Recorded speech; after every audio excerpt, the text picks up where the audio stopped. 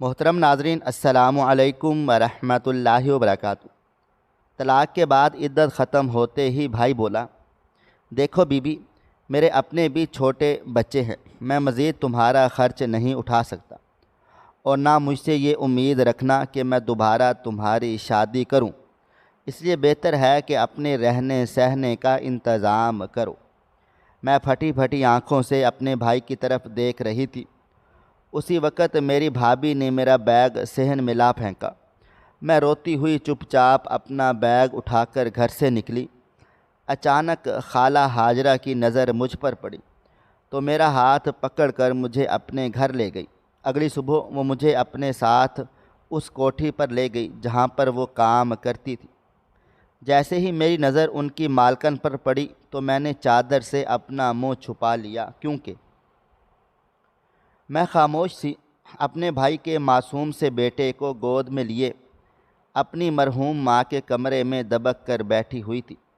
بھائی کے کمرے سے آتی ہوئی آوازیں میرا لہو نچوڑ رہی تھی۔ دونوں میاں بیوی کچھ دیر سے بہت بری طرح سے لڑ جھگڑ رہے تھے۔ وجہ صرف میں تھی کہ اچانک طلاق لے کر میں ان کے گھر حاضر ہو گئی تھی۔ کہنے کو یہ گھر میرا بھی تھا، یہ گھر میرے ماں باپ کے نام پر تھا۔ جتنا حصہ میرے بھائی کا تھا اتنا ہی وراثت میں مجھے بھی ملنا تھا، مگر کہتے ہیں نا، جب بیٹی پرائی ہو جاتی ہے تو پھر اس کا کوئی گھر نہیں ہوتا۔ چند لمحے کے بعد اچانک کمرے کا دروازہ کھلا تھا اور میری بھابھی اندر داخل ہوئی۔ میں کچھ کہتی اس سے پہلے ہی انہوں نے میری گود سے اپنا بیٹا چھینا تھا اور مجھے دیکھتے ہوئے بولی، خبردار جو تم نے میرے بیٹے کو ہاتھ بھی لگایا، بانجھ عورت۔ یہ کہتے ہی وہ کمرے سے چلی گئی تھی، جبکہ میں ان کی پشت دنگ نظروں سے دیکھتی رہ گئی تھی۔ میں کچھ ابھی کہتی یا کوئی قدم اٹھاتی، اسی پل میرا بھائی اندر آیا تھا اور مجھے دیکھتے ہوئے بولا، تم کیوں میرے بیٹے کے قریب جاتی ہو؟ میں نے تمہیں کتنی بار سمجھایا ہے کہ اس سے فاصلے پر رہا کرو، لیکن تمہیں میری بات سمجھ نہیں آتی۔ میں کیا فارسی زبان میں کہتا ہوں تم سے؟ جبکہ میں فوراً سے بولی، بھابھی، میں صرف اس کو نہلا رہی تھی، 1 ہفتہ ہو گیا ہے وہ نہایا نہیں، بچے اسی طرح بیمار ہو جاتے ہیں، اور آپ کا بیٹا تو ویسے بھی ابھی۔ میں اپنا جملہ مکمل کرتی اس سے پہلے ہی میرا بھائی بولا، تمہیں کیا پتہ بچوں کی پرورش کس طرح سے کی جاتی ہے؟ تمہاری کون سی ڈھیر اولادیں ہیں، ایک بچہ تو تمہارا ہی نہیں۔ شادی کو صرف 1 سال ہوا تھا، طلاق لے کر تم ہماری دہلیز پر آ گئی ہو۔ کہاں سے میں تمہیں ہرا گزارا کروں؟ میں تمہاری دوسری شادی بھی نہیں کروا سکتا۔ میرے پاس پھوڑی کوٹی بھی نہیں ہے جو تم جیسی عورت پر لگاؤں، جس نے صرف 1 سال اپنا گھر بسایا۔ امی اور بابا تمہیں دیکھ کر کتنا رو رہے ہوں گے۔ ہمیں تم نے کسی کو منہ دکھانے کے لائق نہیں چھوڑا۔ ان کی بات سن کر ایسا لگتا تھا جیسے کسی نے میرے وجود سے جان نکال دی ہو۔ یہ وہی بھائی تھا جو مجھ پر جان چھڑکتا تھا اور آج میرے سامنے کھڑے ہو کر کس طرح مجھ سے بات کر رہا تھا۔ میری آنکھوں سے بھل بھل آنسو بہنے لگ گئے تھے۔ میں کچھ کہتی اس سے پہلے ہی وہ میری الماری کی طرف بڑھے تھے۔ سوٹ کیس نکال کر انہیں نے میرے کپڑے اس میں ڈالنا شروع کر دیے تھے، جبکہ میں فوراً سے بولی، بھائی جان، یہ آپ کیا کر رہے ہیں؟ مجھ سے کون سی غلطی ہو گئی جو آپ اتنی کٹھور سزا دے رہے ہیں؟ بھائی جان، ایسے مت کریں، میں آپ کی بہن ہوں۔ میری حالت کسی بے جان شے کی مانند ہوتی چلی جا رہی تھی۔ مجھے یقین نہیں آ رہا تھا یہ میرا وہی بھائی ہے جو میرے لیے محلے کے ہر اس شخص سے لڑ جایا کرتا تھا، جو مجھ پر آنکھ اٹھا کر دیکھتا تھا، اور آج وہی بھائی عدت کو ختم ہوئے صرف 2 دن کے بعد یہ تماشا کر رہا تھا۔ سارے کپڑے ڈال کر اس نے میرا سامان صحن میں پھینکا تھا اور مجھے دیکھتے ہوئے بولا، میں تمہارا بوجھ برداشت نہیں کر سکتا، وہ رہا دروازہ، یہاں سے چلی جاؤ۔ یہ کہتے ہی انہوں نے مجھے بھی باہر کی طرف دھکیلا تھا۔ میں روتے ہوئے بولی، ایسا مت کریں بھائی جان، میں کہاں جاؤں گی؟ اس گھر کے علاوہ میرا کون سا گھر ہے؟ لیکن وہ میری بات کو نظر انداز کیے بولے، یہ میرا مسئلہ نہیں ہے، میرے اپنے بچے ہیں، بیوی ہے، میں تمہارا خرچہ برداشت نہیں کر سکتا۔ بہتر یہی ہے تم یہاں سے چلی جاؤ۔ اور رہی وراثت کی بات، اگر وقت ہوا تو تمہیں تمہارا حصہ دے دوں گا، ورنہ تمہیں دینے کی ضرورت نہیں ہے، کیونکہ میں نے اپنے بل بوتے پر تمہاری پوری شادی کی تھی۔ اب اگر تمہارے شوہر نے تمہارے جہیز کا سامان بیچ دیا تو میں کیا کروں؟ اب جاؤ یہاں سے، میں نے اپنا حق ادا کر دیا ہے۔ میں روتے ہوئے بولی، میں آپ کے بیٹے کی طرف آنکھ اٹھا کر نہیں دیکھوں گی، بھابھی کے ہر کام میں ان کی مدد کروں گی، بلکہ سارا گھر کا کام ہی میں کر دوں گی۔ بھائی، میں کہاں جاؤں گی؟ میرا اور کوئی ٹھکانہ نہیں ہے۔ کیا میں سڑکوں پر رہوں؟ جبکہ وہ مجھے دیکھتے ہوئے بولے، یہ میرا مسئلہ نہیں ہے، میری اپنی ضرورتیں ہیں، تم جاؤ یہاں سے۔ یہ کہتے ہی وہ ایک بار پھر مجھے دروازے کی طرف دھکیلنے لگے۔ مجھے سمجھ نہیں آ رہا تھا اچانک سے ان کو ہو کیا گیا ہے۔ میں نے صرف 3 مہینے 10 دن گزارے تھے، آج میری عدت کا آخری دن تھا، مگر ان کا یہ روپ دیکھ کر مجھے سانس لینے میں دشواری ہونے لگ گئی تھی۔ انہوں نے اب میرا سامان اٹھا کر باہر گلی میں پھینکا تھا اور مجھے بھی دھکیلتے ہوئے بولے، اب اس دروازے کا دوبارہ کبھی رخ نہیں کرنا، جاؤ یہاں سے۔ یہ کہتے ہی انہوں نے میرے منہ پر دروازہ بند کر دیا تھا۔ میں ہچکیوں سے زاروں قطار رونے لگ گئی تھی۔ تڑپ کر میں ان کے گھر کا دروازہ پیٹنے لگی تھی، مگر انہوں نے دروازہ نہیں کھولا تھا۔ میں روتے ہوئے بولی، خدارا میرے ساتھ ایسا ظلم نہیں کریں، بھائی جان میں آپ کی بہن ہوں، اللہ کے لیے دروازہ کھول دیں۔ مگر انہوں نے دروازہ نہیں کھولا تھا۔ وہ اتنے ظالم ہو سکتے تھے، میں نے کبھی سوچا بھی نہیں تھا۔ شادی کے بعد بھائی ایسے ہو جاتے ہیں، میں یقین ہی نہیں کر پا رہی تھی۔ میرے پاس اور کوئی ٹھکانہ نہیں تھا، میں کہاں جاتی، اس لیے روتے روتے ان کے دروازے پر ہی بیٹھ گئی تھی۔ ابھی کچھ ہی دیر گزری تھی جب اچانک مجھے اپنے وجود پر کسی کی نظر محسوس ہوئی تھی۔ میں نے پریشان ہو کر دائیں جانب دیکھا تو وہاں کوئی بھی نہیں تھا۔ بائیں طرف سر گھمایا تو سامنے ہاجرہ خالہ کھڑی ہوئی تھی۔ میں فوراً سے اپنی جگہ سے کھڑی ہو گئی تھی۔ بلا وجہ میں اپنے بھائی جان کی ذات کا تماشا نہیں بنانا چاہتی تھی۔ انسان کسی بھی موڑ پر آ جائے، بھائی بہن کا رشتہ کبھی ختم نہیں ہوتا۔ دلوں میں کتنی ہی نفرت کیوں نہ ہو، کہیں ایک محبت کی چنگاری لازمی ہوتی ہے۔ اس وقت مجھے میرے بھائی سے بھی اور اس کی بیوی سے بھی نفرت محسوس ہو رہی تھی، لیکن اس کے باوجود میں اپنے باپ اور بھائی کی بنی ہوئی عزت کو میں تباہ نہیں کرنا چاہتی تھی۔ میں خاموشی سے سامان اٹھایا تھا اور وہاں سے جانے لگی، جب اچانک خالہ ہاجرہ بھاگتی ہوئی میرے پاس چلی آئی تھی اور میرا ہاتھ تھام کر بولی، تمہاری عدت ہوئی ابھی ختم اور اگلے دن تم کہاں جا رہی ہو؟ تمہارے بھائی نے تمہیں نکالا ہے نا؟ سامان نیچے زمین پر آ کر گرا تھا، سچ بتاؤ، اور تم رو کیوں رہی ہو؟ دروازہ کیوں پیٹ رہی تھی؟ تمہاری ماں مرنے سے پہلے مجھے تاکید کر کے گئی تھی کہ میرے بیٹے کا خیال رکھو یا نہیں، لیکن میری بیٹی کو پوچھتے رہنا۔ اب مجھے سچ سچ بتاؤ کیا بات ہے؟ ان کی باتیں سن کر میری آنکھوں میں آنسو آ گئے تھے۔ خالہ ہاجرہ میری ماں کی بہت اچھی دوست تھی، ان دونوں کے درمیان بہت اچھا دوستانہ تھا۔ میں کچھ کہتی اس سے پہلے ہی وہ مجھے تھام کر بولی، اچھا ایک کام کرو، تم پہلے میرے گھر چلو، تمہاری ماں کے مجھ پر بہت احسانات ہیں، اس طرح میں تمہیں رسوا ہونے نہیں دوں گی۔ اتنا تو مجھے بھی سمجھ میں آ گیا ہے کہ تمہارے بھائی نے تمہیں گھر سے نکال دیا ہے، لیکن میں تمہیں اس طرح سے برباد نہیں ہونے دے سکتی۔ ان کی بات سن کر میں نے ان سے اپنا ہاتھ چھڑایا تھا اور ان کو دیکھتے ہوئے بولی، مجھے اس بارے میں خالہ کوئی بات چیت نہیں کرنی، میں اپنی سہیلی کی طرف جا رہی ہوں، جو ہونا تھا سو ہو چکا ہے، اب اس ٹاپک پر بات کر کے صرف خود کو اذیت دینے کے برابر ہے۔ یہ کہہ کر میں آگے بڑھنے لگی تھی جب خالہ نے مجھے دونوں ہاتھوں سے تھام لیا تھا اور مجھے دیکھتے ہوئے بولی، سوچنا بھی مت، گھر چلو اور مجھے بتاؤ ہوا کیا ہے۔ یہ کہتے ہی وہ زور زبردستی مجھے اپنے چھوٹے سے گھر کے اندر لے آئی تھی اور صحن میں بٹھاتے ہوئے بولی، اب بتاؤ ہوا کیا ہے۔ ساتھ ہی انہوں نے مٹکے سے پانی نکال کر مجھے دیا تھا۔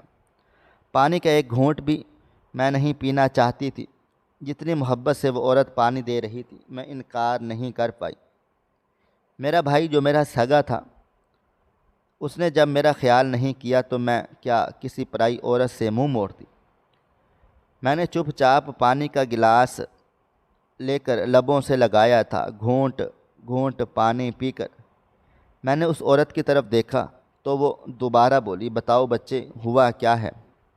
چند لمحے میں خاموش رہی تھی اور پھر بکھری حالت میں بولی تھی، بھابھی کو لگتا ہے کہ اس گھر میں آ کر میں ان سے یہ گھر چھین لوں گی، ان کے شوہر کو ان کے خلاف کر دوں گی، ان کے بچے ان سے ہتھیا لوں گی، مگر میں ایسا کیوں کروں گی؟ خدا اگر چاہے گا تو میری دوبارہ شادی کروائے گا، میرے بھی بچے ہوں گے۔ لیکن ان کو ایسا لگتا ہے جیسے میں ہی سب سے بڑی ظالم ہوں۔ حالانکہ خالہ جانتی ہیں میری طلاق کیوں ہوئی۔ میری بات سن کر وہ فوراً سے بولی، ہاں ہاں بیٹا، کیوں کہ ایک نشائی کے ساتھ ساری زندگی گزار سکتا ہے کون؟ نشائی کے ساتھ ساتھ وہ ایک 2 نمبر آدمی بھی ہے، تمہارا سودا کر رہا تھا۔ وہ تو خدا کا بڑا احسان ہے کہ تمہارے سسرال کے محلے والے اچھے تھے، ورنہ تو آج نہ جانے تم کہاں ہوتی۔ اس عورت کی بات سن کر میں مزید بولی، ٹھیک کہا آپ نے، اور میں نے اس سے طلاق نہیں مانگی تھی، اس نے خود ہوش کھو کر مجھے طلاق دے دی تھی۔ میں اپنے بھائی کے گھر صرف اس احساس سے آئی تھی کہ وہ مجھے کبھی پرایا نہیں کرے گا بلکہ اپنی بیٹی کی مانند رکھے گا۔ لیکن مجھے کیا پتہ تھا کہ وہ اتنا ظالم ہو سکتا ہے۔ یہ کہتے ہی میں پھوٹ پھوٹ کے رونے لگ گئی تھی، جبکہ خالہ ہاجرہ مجھے سنبھالتے ہوئے بولی، میری بچی دل چھوٹا نہیں کر، مگر یہ سب شروع کیسے ہوا؟ ان کی بات سن کر میں نے اپنے آنسو صاف کر لیے تھے اور آسمان کو دیکھتے ہوئے بولی، جن کے سر پر ماں باپ کا سایہ نہیں ہوتا، جن کے آگے پیچھے کوئی پوچھنے والا نہیں ہوتا، ان کے لیے تو ایک چھوٹی سی بات کو بھی مدعا بنا کر بے دخل کر دیا جاتا ہے۔ میں نے صرف اپنی بھابھی کے بچے کو نہلایا تھا، پورے ہفتے سے وہ نہیں نہایا تھا۔ بھابھی کو تو کوئی ہوش ہی نہیں ہوتا، بچہ کس حالت میں ہے انہیں کوئی فرق نہیں پڑتا۔ اگر میں نے یہ کر دیا تو کون سا گناہ ہو گیا؟ وہ میرا بھی تو خون ہے۔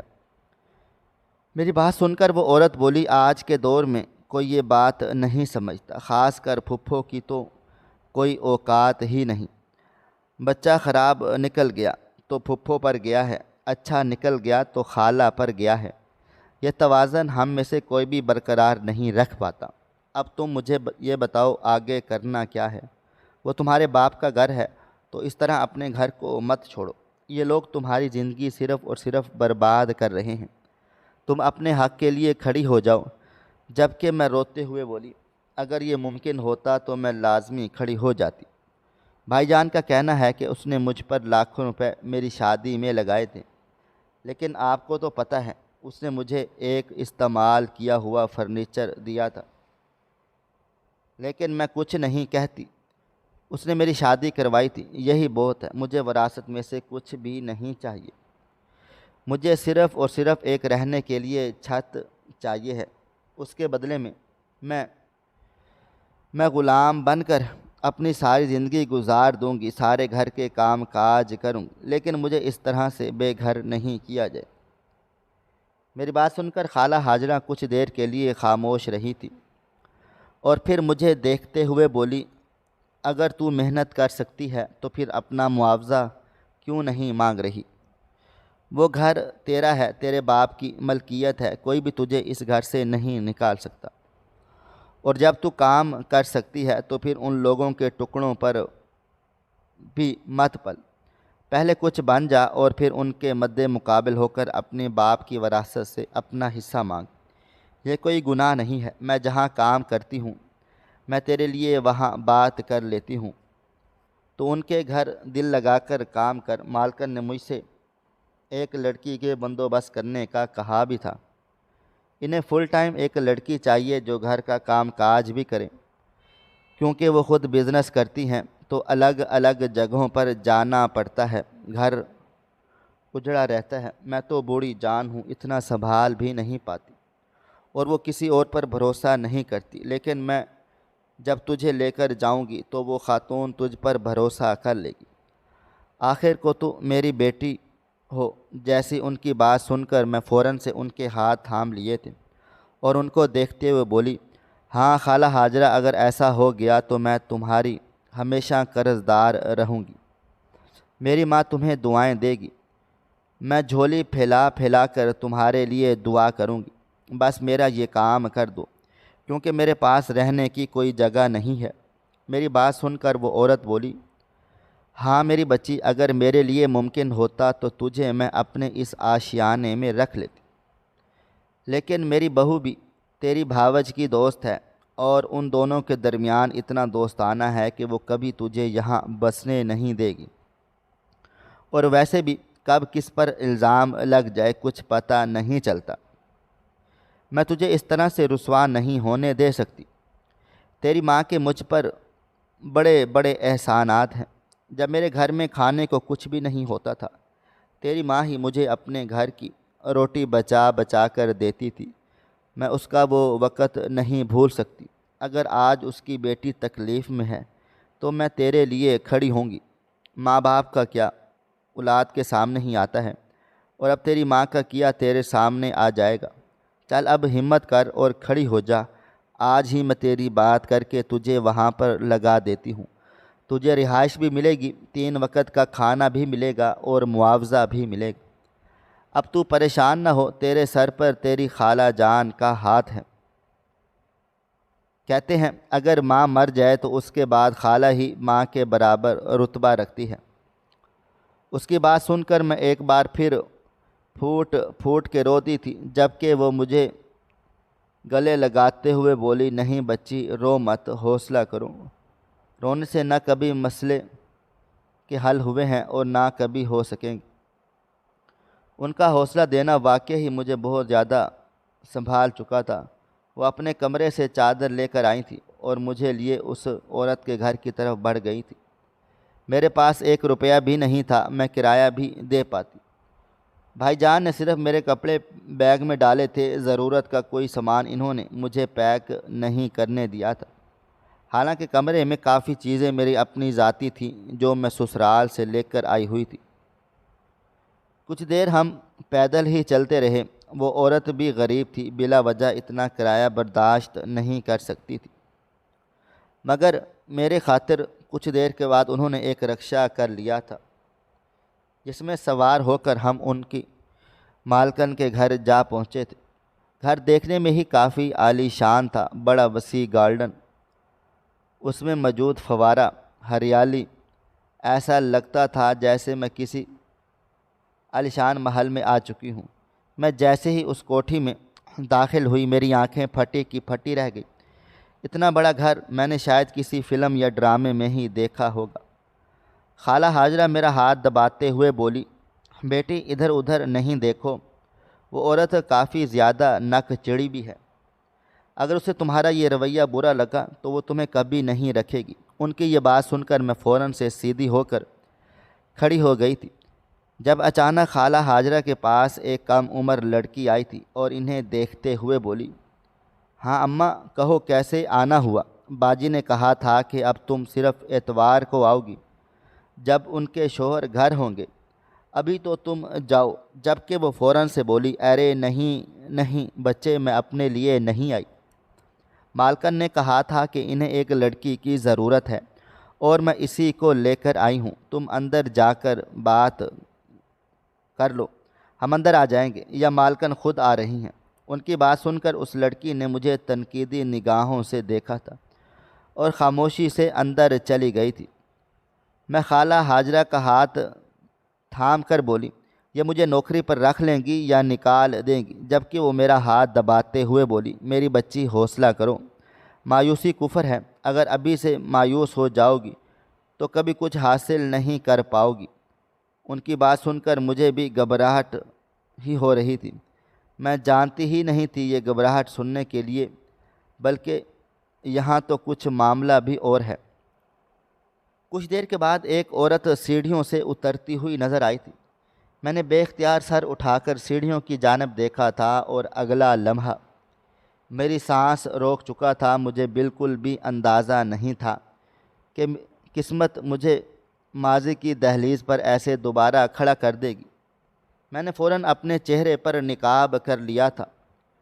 خالہ ہاجرہ مجھے دیکھتے ہوئے بولی، کیا ہوا، نقاب کیوں لگا لیا ہے؟ جبکہ میں نے کوئی جواب نہیں دیا تھا، وہ میرا ہاتھ تھام کر دھیمی آواز میں بولی، یہ کیا ہے مالکن؟ ابھی دیکھنا، میں ان سے بات کروں گی۔ یہ تمہیں رکھ لیں گی اور تم اچھے طریقے سے بات کرنا، جیسے جیسے وہ کہیں ان کی ہر ہاں میں ہاں ملانا۔ بہت غصہ والی ہیں، اگر تم پر غصہ بھی کریں تو چپ چاپ رہنا ان کی بات کا۔ میں نے کوئی جواب نہیں دیا تھا، مجھے تو اپنی ایک نئی فکر لاحق ہو گئی تھی۔ وہ میری اور خالہ ہاجرہ کے بالکل قریب آ گئی تھی۔ وہ کچھ کہتی اس سے پہلے ہی خالہ ہاجرہ نے آگے بڑھ کر انہیں دھیمی آواز میں سلام کیا تھا اور تقریباً جھک کر بولی، بیگم صاحبہ، یہ میری بھانجی ہے، میری بہن کی بیٹی ہے۔ خیر بہن سگی نہیں تھی، لیکن بہنوں سے بڑھ کر تھی۔ اب اس بیچاری کے آگے پیچھے کوئی نہیں ہے، بھائی نے بھی گھر سے نکال دیا ہے، طلاق بھی ہو گئی ہے، شوہر 2 نمبر آدمی تھا، اس کو چھوڑا بھی اور اس کا سودا بھی کر رہا تھا۔ وہ تو خدا کا لاکھ لاکھ شکر ہے کہ محلے والوں نے ساتھ دے دیا، ورنہ یہ بچی نہ جانے کہاں کہاں پہنچ جاتی۔ اپنے گھر کے دروازے پر بیٹھی رو رہی تھی۔ وہ تو خدا کا شکر ہے میں نے دیکھ لیا، ورنہ آج یہ روڈ پر دھکے کھا رہی ہوتی۔ اچانک مجھے آپ کا خیال آ گیا تھا۔ آپ نے کہا تھا نا کہ آپ کو پورے وقت کے لیے ایک نوکرانی چاہیے۔ یہ بہت اچھا کام کاج کرتی ہے، ہاتھ میں بھی صفائی ہے، آپ کو شکایت نہیں ملے گی۔ جبکہ وہ عورت مجھے دیکھتے ہوئے بولی، اچھا عمر کیا ہے تمہاری؟ مجھے معلوم تھا اگر میں نے اپنی زبان ہلائی اور اس تک آواز جا پہنچی، یہ لازمی مجھے پہچان جائے گی اور ہو سکتا ہے یہ مجھے اس گھر سے لات مار کر نکال دے اور اپنے آس پڑوس کو بھی منع کر دے۔ میں نے خوفزدہ نظروں سے خالہ ہاجرہ کو دیکھا تو وہ فوراً ہی بات سنبھالتے ہوئے بولی، اس کی عمر بیچاری کی صرف 22 سال ہے۔ ماں نے اپنی زندگی میں ہی اس کو رخصت کر دیا تھا اور شادی کے کچھ مہینے بعد ہی اللہ تعالیٰ کو پیاری ہو گئی تھی۔ آپ کو یہ بالکل شکایت نہیں دے گی، نام اس کا کلثوم ہے۔ جبکہ وہ مجھے دیکھتے ہوئے بولی، اچھا ٹھیک ہے خالہ ہاجرہ، تم جاؤ، اس لڑکی کو میں نے رکھ لیا ہے، اب باقی کی باتیں میں اس سے خود کر لوں گی اور آپ اتوار کو لازمی آ جانا۔ میرے شوہر آپ کو بہت پسند کرتے ہیں، آپ کے ہاتھ کا ہی بنا ہوا کھانا وہ پسند کرتے ہیں، اور اس لڑکی کو رکھوانے کے پیسے بھی میں دوں گی آپ کو۔ جبکہ خالہ ہاجرہ فوراً ہی ان کا ہاتھ پکڑ کر بولی، نہیں نہیں، مجھے کوئی روپیہ پیسہ نہیں چاہیے، بس آپ اسے کا خیال رکھنا، بن ماں باپ کی بچی ہے۔ بھائی نے بھی سر پر ہاتھ نہیں رکھا، اس کا کوئی بھی نہیں ہے، آپ اس کو باہر مت نکالنا، اگر آپ نکال رہی ہوں تو ایک دفعہ مجھے بتا دینا، آپ کی بڑی مہربانی ہوگی۔ جبکہ وہ بولی، ہاں ہاں تم بے فکر ہو جاؤ۔ اب جبکہ خالہ ہاجرہ میری طرف مڑی تھی اور مجھے دیکھتے ہوئے بولی، دیکھو بیٹا، ایمانداری سے کام کرنا، مجھے تمہاری طرف سے کوئی شکایت نہیں چاہیے۔ میں ان کو روک لینا چاہتی تھی، ان کو کہنا چاہتی تھی کہ مجھے یہاں پر نوکری نہیں کرنی ہے، یہ جگہ میرے لیے محفوظ نہیں ہے، یہ عورت آپ کے جاتے ہی مجھے نکال دے گی، نقاب ہٹنے کی دیر ہے، سارے راز میرے کھل جائیں گے۔ مگر خالہ ہاجرہ کو اس عورت نے کھڑے ہونے کی ہی نہیں دیا اور وہ ان کو دیکھتے ہوئے بولی، بس اماں آپ چلی جاؤ، جتنی باتیں کرنی تھی کر چکی ہوں، مجھے اپنی میٹنگ کے لیے بھی نکلنا ہے۔ جبکہ وہ سر جھکا کر فوراً ہی باہر کی طرف چلی گئی تھی اور ان کے جاتے ہی اس عورت نے مجھے دیکھا تھا اور مسکراتے ہوئے بولی، میرے پیچھے آؤ، وہاں صوفے پر بیٹھ کر بات کرتے ہیں، تم سے تو اب تفصیلی بات کرنی ہی پڑے گی۔ اس کا لہجہ مذاق اڑاتا ہوا تھا، ایسا لگتا تھا جیسے اس نے مجھے پہچان لیا ہے۔ میرے دل کی دھڑکنیں منتشر ہو گئی تھیں، دل ایسا لگتا تھا جیسے ڈھول کی مانند کان میں بج رہا ہو۔ میں نے گہری سانس لی تھی، آنکھوں میں آئی ہوئی نمی کو صاف کر لیا تھا اور اس عورت کے پیچھے بڑھ گئی تھی۔ آج میرے دل سے میرے بھائی جان کے لیے صرف آہ نکلی تھی کہ اگر وہ مجھے گھر سے نہ نکالتے، مجھے میرے حق سے دستبردار نہیں کرتے، تو آج مجھے اس طرح سے ذلیل و رسوا نہیں ہونا پڑ رہا ہوتا۔ میں چپ چاپ ان کے پیچھے چلی گئی تھی۔ میں نے ایک نظر ان پر ڈالی تھی اور خاموشی سے ان کے سامنے رکھے صوفے پر بیٹھنے لگ گئی تھی، جب اچانک وہ بولی، بیگم صاحبہ میں یہاں پر ہوں، تم نہیں میرے سامنے صوفے پر بیٹھو گی؟ ان کی بات سن کر میں نے ضبط سے آنکھیں بند کر لی تھیں۔ وہ پل مجھے یاد آنے لگا تھا جب اس خاتون نے کھڑے ہو کر میرے آگے ہاتھ جوڑے تھے اور میں نظر انداز کیے آگے کو بڑھ گئی تھی۔ میں نے اپنی آنکھوں میں آئی ہوئی نمی کو جھپک کر اندر کو انڈیلا تھا اور خاموشی سے زمین پر ان کے قریب بیٹھ گئی تھی۔ میں کچھ کہتی اس سے پہلے ہی ہاتھ بڑھا کر میرا نقاب ہٹا دیا تھا، جب میں فوراً اپنے چہرے پر ہاتھ رکھا تھا اور وہ میرا ہاتھ بھی نیچے کرتے ہوئے بہت نرم لہجے میں بولی، امید نہیں تھی کہ گھوم پھر کر تم میرے پاس آ جاؤ گی، یقین ہی نہیں آ رہا دنیا اتنی گول ہوتی ہے۔ خیر میں تو تمہیں دیکھ کر ہی پہچان گئی تھی، زندگی میں خود کو ایک دفعہ پہچاننے سے انکاری ہو سکتی ہوں، لیکن تمہیں نہیں۔ وہ بولی، آج بھی مجھے یاد ہے، میں ماضی کو دہراؤں گی نہیں کیونکہ میری عادت نہیں ہے، جو ہونا تھا وہ ہو چکا ہے، ماضی گزر گیا ہے۔ خالہ ہاجرہ میرے لیے ہمیشہ مخلص رہی ہیں، میں ان کی سفارش کو کبھی رد نہیں کر سکتی۔ میرا شوہر انہیں ماں کا درجہ دیتا ہے، اس حساب سے تم میرے لیے بہت زیادہ معنی رکھتی ہو۔ جو تمہارے ساتھ ہوا اس کا افسوس مجھے زندگی بھر رہے گا، بہت برا ہوا تمہارے ساتھ، اور سچ کہوں مجھے بھی بہت زیادہ دکھ ہے۔ میں نے بھی اب بھی ان کی کوئی بات کا جواب نہیں دیا تھا، بس سر جھکائے اس عورت کی بات سن رہی تھی۔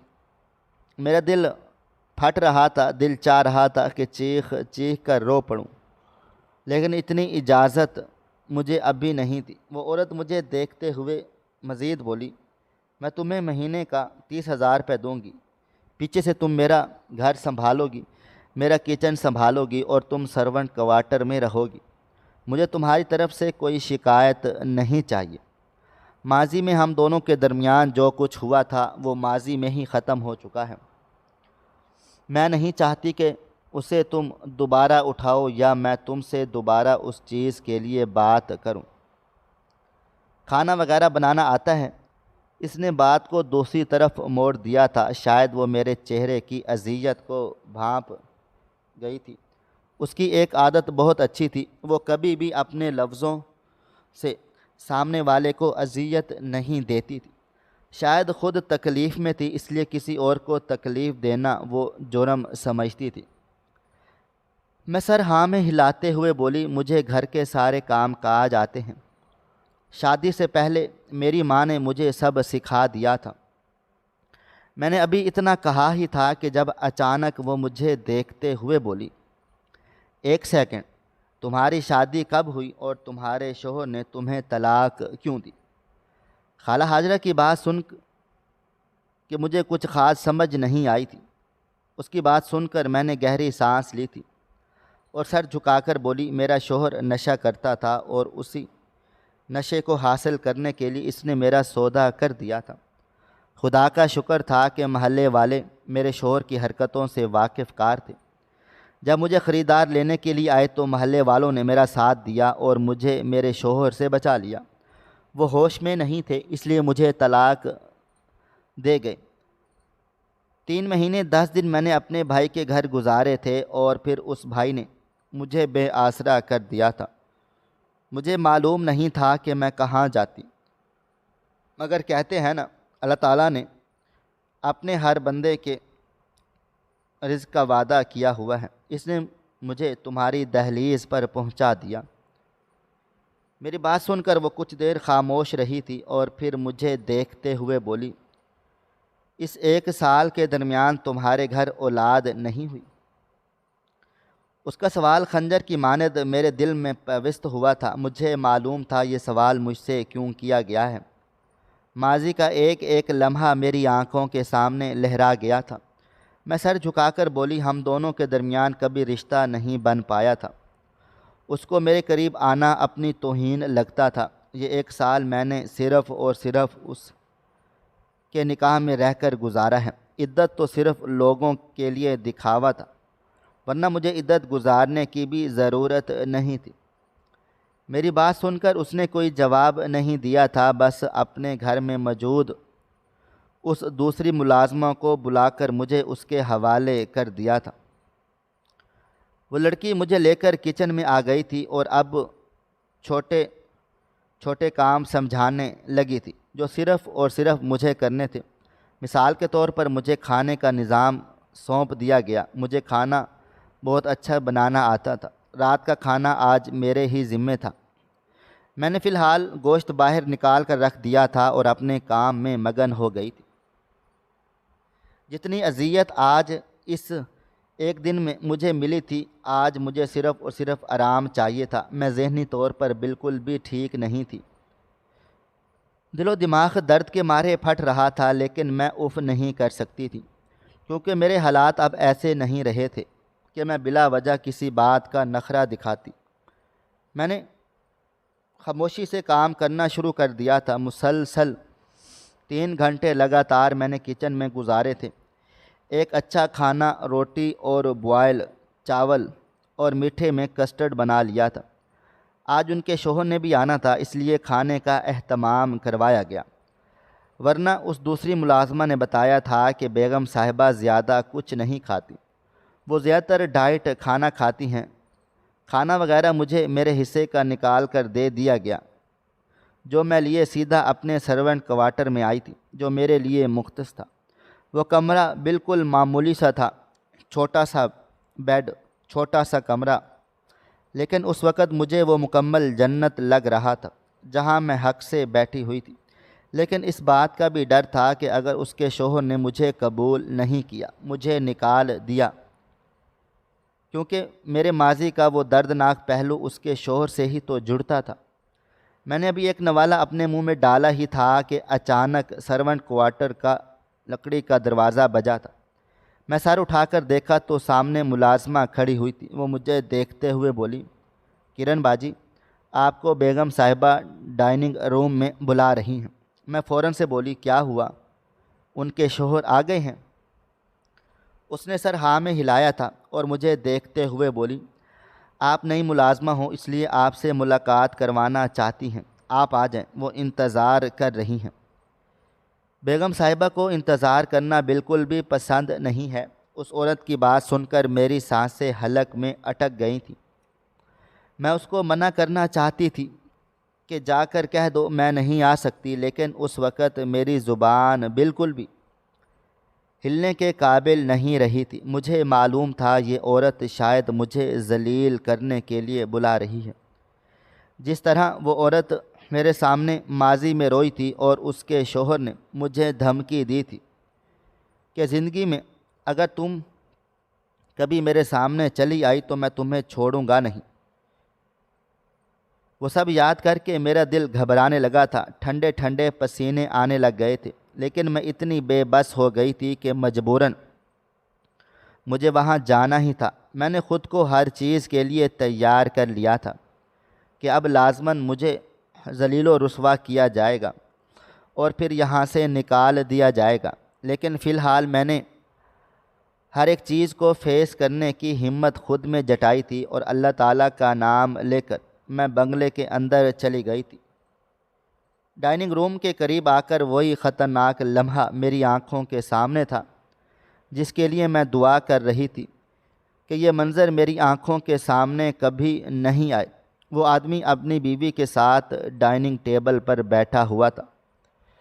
بیگم صاحبہ کا شوہر دیکھنے میں ہی بہت خوبصورت اور بہت مالدار انسان تھا، لیکن اس وقت مجھے کسی ڈراؤنے خواب کی مانند لگ رہا تھا۔ میں نے اللہ تعالیٰ کا نام لے کر شیشے کا دروازہ ہلکے سے بجایا تو اندر سے مجھے بیگم صاحبہ نے اندر آنے کا اشارہ کیا تھا۔ میں گھبرائے گھبرائے قدم اٹھاتی ہوئی اندر داخل ہو گئی تھی۔ جیسے ہی قریب پہنچی بیگم صاحبہ مجھے دیکھتے ہوئے بولی، ڈرو مت، یہاں بیٹھو ہمارے ساتھ۔ جبکہ میں فوراً سے بولی، نہیں نہیں، میں نے کھانا کھا لیا ہے، میں کچھ کہتی ہوں۔ اس سے پہلے ہی وہ آدمی بولا، بیٹھ جاؤ کرن، میں کچھ بھی نہیں کہہ رہا۔ بہت زیادہ افسوس ہوا تمہارے بارے میں سب کچھ جان کر۔ زندگی انسان کو کب ایسے دوراہے پر کھڑا کر دے کچھ پتہ نہیں چلتا۔ اس میں تمہارا کوئی قصور نہیں، بس حالات ہی انسان کو اتنے مجبور کر دیتے ہیں کہ وہ ایسی حالت میں آ جاتا ہے۔ یہ سب تمہارے نصیب میں لکھا تھا، لیکن اب دعا ہے کہ تمہارے لیے سب کچھ اچھا ہو۔ بیٹھ جاؤ۔ ان کا اتنا ٹھنڈا مزاج دیکھ اندر ہی اندر مجھے سکون ملا تھا۔ میں نے دل ہی دل میں شکر بھی ادا کیا تھا کہ میں بلا وجہ یہاں سے بھاگی نہیں۔ اگر میں بھاگ جاتی تو آج میری یہ نوکری بھی بلا وجہ میرے ہاتھوں سے چلی جاتی۔ میں سر جھکائے بیگم صاحبہ کے برابر والی کرسی پر بیٹھ گئی تھی۔ انہوں نے ہی مجھے کھانے کی پلیٹ بنا کر دی تھی۔ میں ابھی پہلا نوالہ منہ میں ڈالتی، بیگم صاحبہ کی آواز گونجی، تم نے جب سے یہ بتایا ہے کہ اپنی زندگی کے بارے میں کہ تم اپنے شوہر کے ساتھ کبھی تعلق نہیں بنا پائی، مجھے سن کر بہت زیادہ دھچکا لگا ہے۔ زندگی میں عورت کے ساتھ ایسا نہیں ہونا چاہیے۔ ان کی بات سن کر میں کان کی لو تک لال سرخ ہو گئی تھی۔ مجھے اندازہ نہیں تھا کہ وہ اپنے شوہر کے سامنے اس طرح کی بات کہیں گی، لیکن وہ لوگ کافی زیادہ ماڈرن تھے، ان کے نزدیک یہ بات بہت زیادہ معمولی تھی۔ میں کچھ کہتی ہوں۔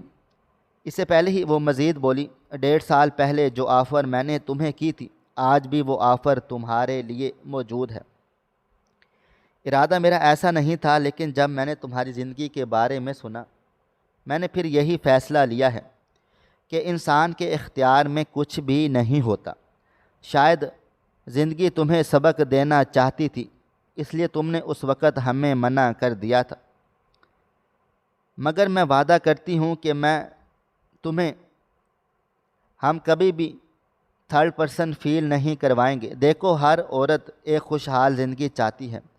اب اگر تمہارے پاس یہ موقع آ رہا ہے تو میرا نہیں خیال تمہیں اس موقع کو ضائع کرنا چاہیے۔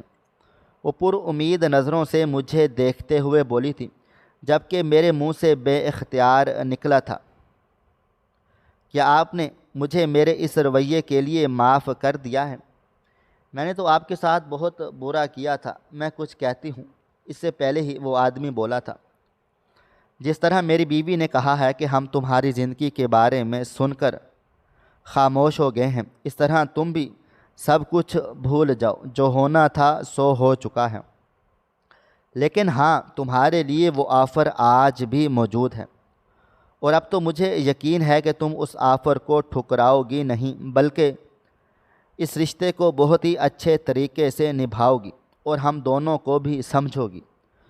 بولو، منظور ہے تمہیں؟ میں چند لمحے خاموش رہی تھی اور پھر ان دونوں کو دیکھتے ہوئے بولی، تو کیا اب دنیا کے سامنے مجھے قبول کریں گی؟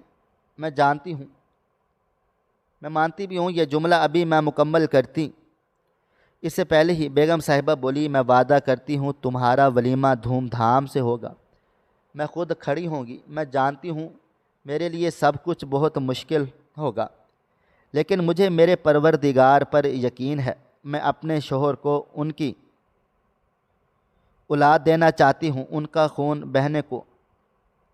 ہم 10 بچے اڈاپٹ کر سکتے ہیں، لیکن ہمیں بچے آرام سے مل جائیں گے، کیونکہ میرے شوہر کے پاس بہت زیادہ جائیداد ہے، پیسہ ہے، گاڑیاں ہیں، سب کچھ ہے، لیکن وہ خون نہیں ملے گا جس کے لیے ہم کئی سالوں سے ترس رہے ہیں۔ مجھے بھی اس بات کا احساس ہوا ہے کہ جب میں نے تم سے یہ بات کہی تھی، تم اس وقت کنواری تھی۔ ہر لڑکی کے دل میں یہ ارمان ہوتا ہے کہ جب اس کی پہلی شادی ہو تو اس کا شوہر صرف اس کا ہو، بٹا ہوا نہ ہو، لیکن اب مجھے معلوم ہوا ہے کہ تم ایک درد جھیل چکی ہو۔ میرا نہیں خیال کہ تم ہماری اس آفر کو انکار کرو گی۔ میں نے نظر اٹھا کر سامنے بیٹھے ہوئے شخص کو دیکھا تو وہ تقریباً عمر میں مجھ سے 10 سال بڑا تھا، یہی عمر اس کی بیوی کی بھی تھی۔ میں کچھ دیر خاموش رہی تھی اور پھر سر ہاں میں ہلا کر بولی، جی مجھے منظور ہے، اور یہ کہہ کر میں اپنے کوارٹر میں چلی گئی تھی۔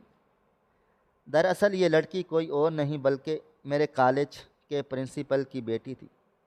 انہوں نے مجھے وہاں پر دیکھا بھی تھا اور پھر مجھے بلا کر انہوں نے مجھے اسی چیز کی آفر کی تھی کہ آپ میرے شوہر سے شادی کر لیں، آپ کو ہر آسائش ملے گی، کیونکہ مجھے اولاد نہیں ہوتی، میں بانجھ ہوں اور مجھے کبھی اولاد نہیں ہو سکی۔ مجھے آپ بہت اچھی لگی ہیں، اور میں نے جب آپ کے بیک گراؤنڈ کے بارے میں دریافت کیا ہے تو آپ کے گھر والے بھی اس رشتے کے لیے مان جائیں گے، اور میں نے اس وقت انہیں کھڑی کھوٹی سنا ڈالی تھی کہ اگر تم بانجھ ہو تو میں کیا کروں، تمہارا مجھ سے کوئی تعلق واسطہ نہیں ہے، جاؤں یہاں سے، اگر اتنا ہی مسئلہ ہے تو جا کر کسی بچے کو اڈاپٹ کر لو۔ اس وقت یہ عورت میرے سامنے ہاتھ جوڑ کر روئی تھی کہ ایسا مت کرو، میں وعدہ کرتی ہوں کہ تمہیں دنیا کی ہر آسائش دوں گی، تمہیں اپنے شوہر کے ساتھ وقت گزارنے کا موقع دوں گی، میں خود پیچھے ہٹ جاؤں گی، مجھے صرف اولاد چاہیے ہے۔ اور میں اس وقت گھمنڈ میں آ گئی تھی۔ کہنے کو یہ آفر ایک کنواری لڑکی کے لیے اچھی نہیں ہوتی، مجھے آرام سے منع کرنا چاہیے تھا، لیکن میں نے ان کی دل آزاری کی تھی، انہیں بلا وجہ الٹی سیدھی باتیں سنائی تھیں، اور اب نتیجہ بھی میں ایک بانجھ، ایک طلاق یافتہ اور کئی طرح کے الزامات لیے بیٹھی تھی۔ لیکن کہتے ہیں نا، صبر میں بہت زیادہ طاقت ہوتی ہے۔ اگلے دن ہی میرا نکاح سادگی سے ان کے شوہر کے ساتھ ہو گیا تھا۔ اس وقت اس عورت کی حالت بہت زیادہ بری تھی۔ خالہ ہاجرہ بھی میرے نکاح میں شامل تھی، لیکن میں سچے دل سے انہیں اپنا شوہر مان چکی تھی، اور اللہ تعالیٰ سے یہی دعا کی تھی کہ یا رب مجھے اولاد عطا کر دینا، صرف اس لیے نہیں کہ میری شادی ان سے ایک اولاد کے رشتے کے ذریعے ہوئی ہے، بلکہ اس لیے کہ کوئی ہوگا تو صرف میرا ہوگا۔ یہ شوہر بھی ایک عورت کا پہلے سے ہے، لیکن جب میری اولاد ہوگی تو وہ میرے پیٹ کی اولاد ہوگی، میرے جسم کا حصہ، اسے میں اپنا کہہ سکتی ہوں، وہ مجھے میرا کہہ سکتا ہے۔ اور اللہ تعالیٰ کی کرنی ایسی ہوئی کہ 2 مہینے کے بعد ہی مجھے خوشخبری مل گئی تھی۔